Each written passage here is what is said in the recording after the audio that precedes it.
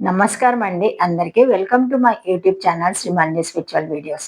మనం లలితా సహస్రనామ స్తోత్ర నామాల ప్రతిపదార్థాలు తెలుసుకుంటున్నాం కదా! శ్రీమాత్రే నమః. హ్మ్. 958 నామము ధర్మిణి. 3 అక్షరముల నామము. ఈ నామంతో అమ్మవారికి నమస్కరించేటప్పుడు ధర్మిణియే నమః అని చెప్పాలి. ధర్మిణి ధర్మములు గలది, ధర్మాలను గుణాలుగా తీసుకురాగలిగేది అమ్మవారే. అంటే ప్రకృతిలో ఉండే ధర్మాలను, సత్యాలను గుణాలుగా కలిగిన ప్రాణకోటిగా తీసుకురాగలిగేది అమ్మవారే అని అర్థము. ఇద్దరు వ్యక్తులు మాట్లాడుకుంటున్నప్పుడు వాళ్ళ గుణాలే మాట్లాడుకుంటున్నట్లు లెక్క. అంతేకాని వాళ్ళ ఇంద్రియాలు, తదితర అవయవాలతో కూడిన దేహాలు కాదు. ధర్మాలు సాధ్య స్థితి పొటెన్షియల్ స్టేట్‌లో ఉంటాయి. ఇవి ఎముకల ప్రోగు లాంటివి. గుణాలు సిద్ధస్థితి మానిఫెస్టెడ్ స్టేట్‌లో ఉంటాయి. ఇవి రక్తమాంసాల్లాంటివి. ధర్మాలను తన యందు కలిగి వ్యక్తుల ద్వారా గుణాలుగా వ్యక్తం చేయగలిగేది కాబట్టి అమ్మవారు ధర్మిణి. ఒకటి ధర్మం గలది, 2 ధర్మములు ఆచరింపచేయునది అని ఈ నామానికి అర్థము. శ్రీమాత్రే నమః. ధర్మశీలత్వద్ధర్మిణి ఆనందానుభవ నిత్యతథ్యాది ధర్మాణం విశేషభూతవః. ధర్మిణి ధర్మమే స్వభావంగా కలది కాన ధర్మిణి అనబడును.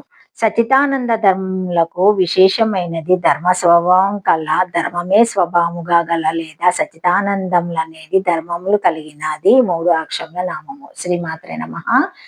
959 నామము ధర్మవర్ధిని. ధర్మం వర్ధాయతిథి ధర్మవర్ధాని తదుక్తం వామన పురాణే జితేంద్రియత్వం శౌచం చ మాంగళ్యం భక్తిరేవ చ శంకరే భాస్కరే దివ్యం ధర్మోహ్యం మనుష్య స్మృత ధ్యాత సంభ ఇమాన్ ధర్మాన్ వృద్ధిం నయతి దేహినాం ఇతి వృద్ధుచ్ఛేదన ఇతి ధాతోః బ్రహ్మాధిష్టానకం ధర్మమాత్రం దృశ్య జాతకం ఛేదయాతిథి వః. శ్రీమాత్రే నమః. 5 అక్షరముల నామంతో అమ్మవారికి నమస్కరించేటప్పుడు ధర్మవర్ధిని నమః అని చెప్పాలి. ధర్మములను వర్ధిలింప చేయున్నది. ఏ ప్రవర్తన మనకు ఉంటే ఆ పరమ ధర్మమునందు మనం ఉంటామో ఆ ప్రవర్తనాత్మకమైన ధర్మాన్ని మనలో పెంపొందింప చేయున్నది కాబట్టి అమ్మవారు ధర్మవర్ధిని. చదరంగంలో ఒక ఎత్తు వేస్తున్నప్పుడు ఆ ఎత్తు మొత్తము ఆటనంతటిని ఎలా నిర్ణయిస్తుందో అలాగే సామూహికమైన మార్పు వ్యక్తిపరమైన మార్పులపై ఆధారపడి ఉంటుంది. ఇది కుటుంబ పరంగాను, సమాజ పరంగాను, దేశపరంగాను, చిట్టచివరకు విశ్వపరంగాను కూడా విస్తరింపబడే సత్యం. అందుకని అమ్మవారు ఈ విషయంలో చాలా బాధ్యత పడి తన సృష్టిలోని జీవులు వీలైనంత వరకు ధర్మం ప్రకారమే జీవనాన్ని గడిపేట్టుగా జాగ్రత్త పడుతుంది. ఒకవేళ వారు తప్పుడు త్రోవలు త్రొక్కితే తత్ఫలితంగా వచ్చే సన్నివేశాలు, సంఘటనల ద్వారా వారికి తెలియచెప్పి ధర్మోన్ముఖులుగా వారు మారేటట్లు తీర్చిదిద్దే శిక్షణనిస్తుంది. ప్రతి వారు ఎదుటి వారికి ప్రేమ గొల్పే విధంగా మాట్లాడుతూ వారికి హితమైనవి, శ్రేయోదాయకమైనవి చేస్తూ ఉంటే ధర్మచారణ జరిగినట్లే. ధర్మాన్ని వర్ధిల్ల చేసినట్లే. ఈ విధంగా మన ద్వారా ధర్మవర్ధనము జరిగేట్లు చేసేది కాబట్టి అమ్మవారు ధర్మవర్ధిని. ధర్మములను వర్ధిల్లింప చేయున్నది అని ఈ నామానికి అర్థము. శ్రీమాత్రే నమః. ధర్మవర్ధిని ధర్మమును వృద్ధి పొందుచుచు ధర్మమును వృద్ధి చెందుచు అధిష్టాన బ్రహ్మమందు గోచరించు సకల సృష్టిని లేక దృశ్య ప్రపంచమును ఛేదించున్నది. వామన పురాణం నందు శంకరుని విషయమందు, సూర్యుని విషయం నందు, దేవి విషయం నందును మనుషునకు ఈ క్రింది ధర్మములుండవలెనని ఇంద్రియ నిగ్రహము, పవిత్రత, మాంగళ్యము, భక్తి ఇవి మనుష్య ధర్మములు. సాంబమూర్తిని ధ్యానం చేసినతో అతడు జీవులకు ఈ ధర్మములను వృద్ధి చేయును అని గలదు. లేదా వృద్ధుచేదని అను ధాతువు నుండి వర్ధినీయును రూపము సిద్ధించును, ఛేదించును అని అర్థం. ధర్మములను దృశ్యమును ఛేదించునది అనగా అధిష్టాన బ్రహ్మం నందు గోచరించు సకల దృశ్య ధర్మములను ఛేదించునదని భావం. 5 అక్షరముల నామము. శ్రీమాత్రే నమః. శ్రీమాత్రే నమః. 960 నామము లోకాతీత. 4 అక్షరముల నామం. ఈ నామంతో అమ్మవారికి నమస్కరించేటప్పుడు లోకాతీత్యాయ నమః అని చెప్పాలి. లోకములకు అతీతంగా ఉండున్నది. లోకం అంటే ప్రపంచం అని అర్థం కాదు. ప్రజ్ఞ కక్షలను ప్లానెట్స్ ఆఫ్ లోకాలలో అంటారు.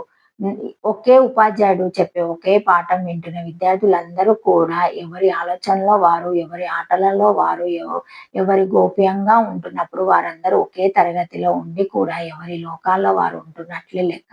కొందరు పాఠం లోకంలో, మరికొందరు నిన్న చూసిన సినిమా లోకంలో, మరికొందరు చుక్కల దాడి ఆట లోకంలో, ఇలా ఎవరి లోకాల్లో వాళ్ళు ఉన్నట్లు లెక్క.